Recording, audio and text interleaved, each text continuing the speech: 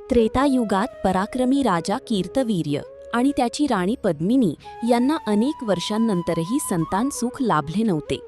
प्राप्तीसाठी राजा राणी सर्व राजवैभवाचा त्याग करून जंगलात गेले आणि त्यांनी हजारो वर्षे कठोर तप केले, पण भगवान विष्णू प्रसन्न झाले नाहीत.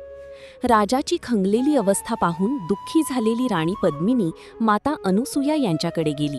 माता अनुसूयांनी तिला अधिक मासात येणारे पद्मिनी एकादशीचे व्रत आणि रात्रीचे जागरण करायला सांगितले. राणीने अत्यंत श्रद्धेने हे कडक व्रत पूर्ण केले.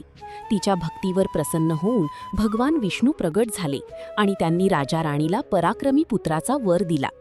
या व्रताच्या पुण्यामुळे पुढे राणीने एका अत्यंत शक्तिशाली पुत्राला जन्म दिला, जो कार्तवीर्य अर्जुन म्हणून प्रसिद्ध झाला. अधिक मासात येणारी ही एकादशी सर्व मनोकामना पूर्ण करणारी आणि संकटे दूर करणारी मानली जाते. ओम नमो भगवते वासुदेवाय.